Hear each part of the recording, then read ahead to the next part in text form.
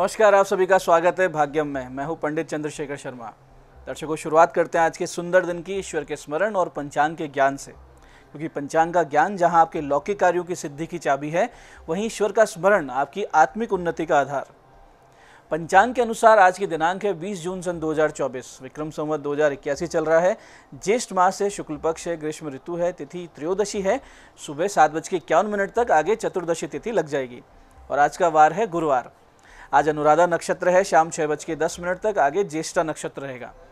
योग साध्य है, शाम बाद 8:11 तक आगे फिर शुभ योग है। तो योग की दृष्टि से बहुत ही सुंदर दिन है। जो भी कार्य करेंगे सफल होने के चांसेस ज़्यादा मिलेंगे, तो उसका पूरा सदुपयोग कीजिएगा। करण गर है, शाम 7:47 तक आगे वणिजकरण रहेगा।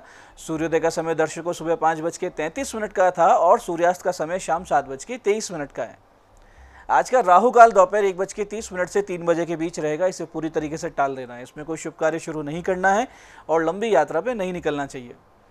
अभिजीत मुहूर्त आज दिन में 12 बजे से लेकर 12:56 के बीच है। दिन में 4 बार दुष्ट मुहूर्त भी रहेंगे। इनको बहुत ही ध्यान से समझकर सूझबूझ से टाल दीजिएगा। यह है सुबह 10:10, 11:05, फिर दोपहर बाद 3:42 और 4:37।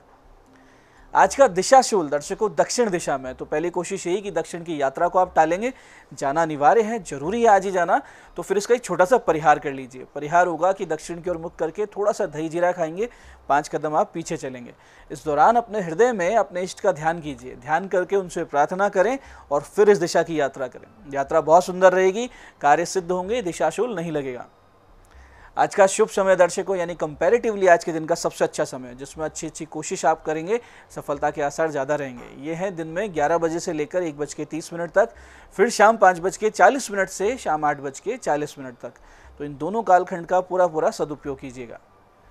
आज की चंद्र राशि दर्शकों वृश्चिक है, यानी चंद्रमा अपनी नीच राशि से गोचर कर रहे हैं, जिससे आज का दिन सभी 12 राशियों के लिए कुछ इस प्रकार रहने वाला है। सबसे पहले बात करते हैं मेष राशि की।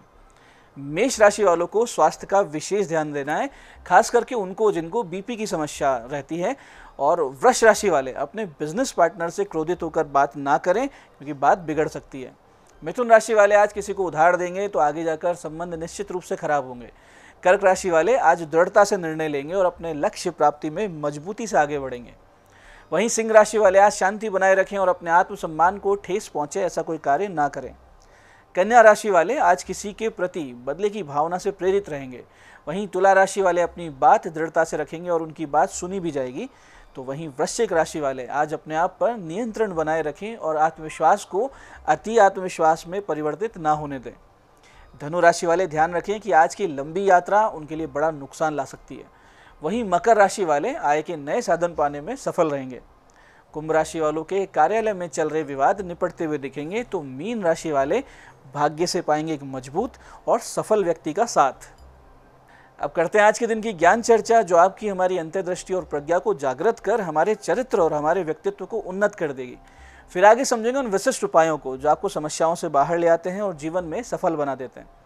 अंत में करेंगे आज के दिन की ज्योतिष मंत्रणा और समाधान। दर्शकों, माया में बंधा हुआ मनुष्य अज्ञान के कारण एक सत्य को नहीं समझ पाता कि मनुष्य तन का वास्तविक उद्देश्य साधना, तप और भगवत भक्ति करके ये जो आवागमन का चक्र है, इससे मुक्त होना है। शास्त्र बार बार चेताते हैं, लेकिन मनुष्य फिर भी बंधा रहता है।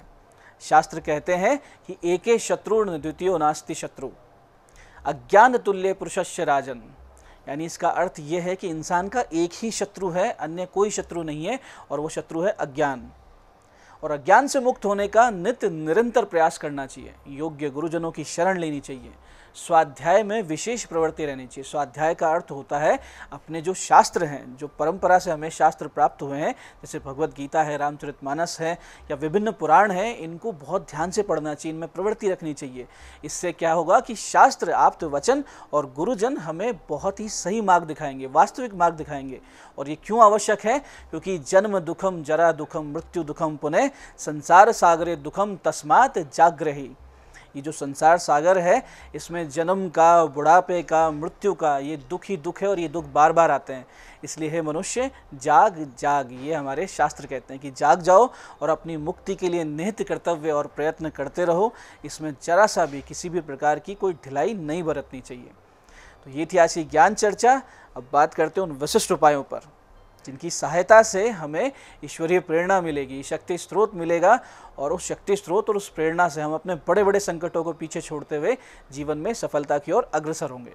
सबसे पहले बात करते हैं उनकी जिनका जन्मदिन है। तो जिन जिनका जन्मदिन है, आज आप भगवान शिव जी पर केसर चंदन का इत्र अर्पित करें और एक कीकर यानी शमी का पौधा किसी मंदिर के पास लगा दें। इसके साथ ही आज आप किसी भी मंदिर में पूजन की किताबें, आसन इत्यादि बांटेंगे। ये छोटे छोटे काम आपके आने वाले पूरे वर्ष को बहुत ही सुंदर, बहुत ही ईश्वरीय अनुकंपा से परिपूर्ण बना देंगे। ऐसे दर्शकों, जिन छात्रों को कोई परीक्षा या साक्षात्कार का सामना करना हो, अभी आने वाले दिनों में कोई बहुत बड़ी एग्ज़ाम आपको फेस करनी हो या कोई इंटरव्यू फेस करना हो, तो आज सुबह 9:15 पर केसर मिले हुए कच्चे दूध से भगवान शिव जी का अभिषेक करें। भगवान शिव जी को गुरु रूप में प्रणाम करें कि आप ही मेरे गुरु हैं, आप मुझे मार्ग दिखाएं, मुझे ज्ञान दे, प्रज्ञा दे, बुद्धि दें। और फिर मंदिर में बैठ के 20 से 30 मिनट मन ही मन इस मंत्र का जप करें। मन में करना है, माला नहीं लेनी है, पूरा ध्यान मंत्र पर रहना चाहिए और भगवान पर रहना चाहिए। भाव से कीजिएगा। मंत्र है ओम सर्वज्ञाय परमात्मने नमः शिवाय। ओम सर्वज्ञाय परमात्मने नमः शिवाय। मंत्र के अर्थ को हृदय में बिल्कुल आत्मसात करते हुए इसको कीजिएगा। इसके बाद में घर आएँ, एक कोरी रोटी लें, यानी कोई घी ना लगाओ, तेल ना लगाओ, उस पर अच्छे से शहद लगाएं और 10 से 11:30 के बीच गौ माता को खिला के उनका आशीर्वाद लीजिए और प्रार्थना कीजिए कि मैं जो परीक्षा देने जा रहा हूँ या साक्षात्कार देने जा रहा हूँ उसमें मैं सफल हो जाऊँ। आपने ऐसा किया तो सफलता के आसार निश्चित रूप से बढ़ेंगे।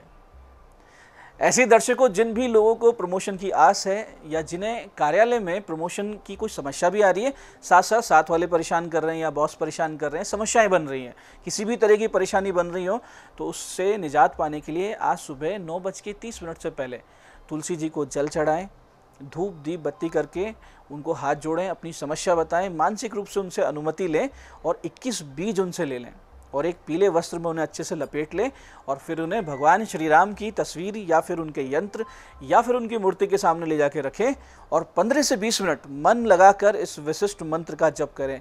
ये चौपाई निश्चित रूप से आपके कार्यों को साध देगी, आपकी समस्याओं का नाश करेगी और आपके कार्यालय में, आपके ऑफिस में बहुत ही सुंदर वातावरण का निर्माण करेगी। इस प्रकार से समझिएगा, मंत्र जाप यूँ होगा कि सकल विघ्न व्यापहि नहीं तेहि, राम सुकृपा बिलो कहीं जेहि।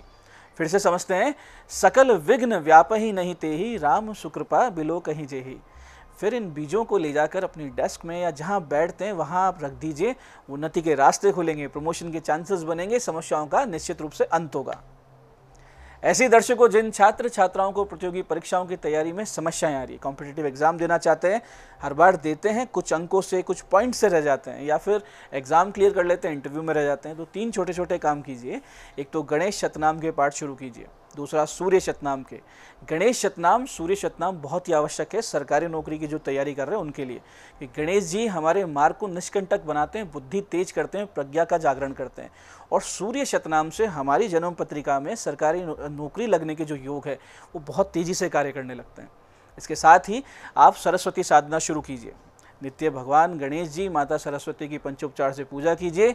स्वयं श्वेत वस्त्र धारण करें, श्वेत आसन पर बैठें, 15 से 20 मिनट मन लगाकर इस अति विशिष्ट मंत्र का जप करें। निश्चित रूप से आपकी पढ़ने की, याद करने की, स्मरण शक्ति की, प्रज्ञा, बुद्धि जबरदस्त बढ़ोतरी होगी। आगे से आगे आपको अपने एग्जाम्स में सफलताएं मिलने लगेंगी। मंत्र है ओम सिद्ध सरस्वते नमः। ओम सिद्ध सरस्वते नमः। तो ये कीजिए, हर छात्र छात्रा को ये मंत्र करना चाहिए। इससे क्या होगा, स्कूल कॉलेज में भी अगर आप पढ़ाई कर रहे हैं तो वो भी अच्छी चलेगी, कॉम्पिटिटिव एग्जाम में तो निश्चित रूप से सफलता मिलेगी। तो ये थे आज के विशिष्ट उपाय जो आपकी समस्याओं का अंत कर रहे हैं और आपकी मनोकामनाओं को पूरा कर रहे हैं। अब बात करते हैं आपके सवालों की। आपके सवालों में आज हमारे पास जन्म पत्रिका आई है हमारे दर्शक अंकुर जी की। 14 मई सन 2001 का जन्म है, सुबह 6:08 उदयपुर। करियर किस फील्ड में बनाना है, ये इनका प्रश्न है। अंकुर जी, वृष लग्न है, मकर राशि की पत्रिका आपकी, जिसमें गुरु शुक्र की स्थिति और D9 D10 चार्ट का अध्ययन दर्शाता है कि आपको होटल, रेस्टोरेंट, भोजन से संबंधित काम, क्लब, रिजॉर्ट, इन सब का कोई काम करना चाहिए। या तो इनमें नौकरी करें या इनसे संबंधित आप कोई खुद का व्यापार कर लें। शनि के 7 गुना जप करवा कर एक बढ़िया सा अच्छा सा नीलम आप पहन लीजिए, करियर में बहुत फायदा होगा आपको। आज की दूसरी पत्रिका ये हमारे दर्शक संदीप जी की। 11 सितंबर 1997 का जन्म है, सुबह 10:18 अजमेर। लव मैरिज चांसेस हैं क्या, ये इनका प्रश्न है। देखिए संदीप जी, तुला लग्न है, धनु राशि की जन्म पत्रिका आपकी। लग्नेश और सप्तमेश की युति हो रही है आपके लग्न में, जो कि प्रेम विवाह करवा सकती है निश्चित रूप से। हालांकि पंचमेश का छठे भाव में होना और पंचम में केतु विच्छेदकारी ग्रह का होना दर्शा रहा है कि आपने बहुत बार धोखे खाए हैं प्रेम संबंधों में, तो सोच विचार करके इसमें आगे बढ़िएगा। अगर कोई अच्छी आपको जीवन साथी मिल जाती है तो ही आप इस क्षेत्र में आगे बढ़िएगा। आज की तीसरी पत्रिका ये हमारी दर्शक प्रीति जी की 21 अक्टूबर 1992 का जन्म है, दोपहर बाद 2:23 सीकर। सफलता किस करियर में मिलेगी, इनका प्रश्न है।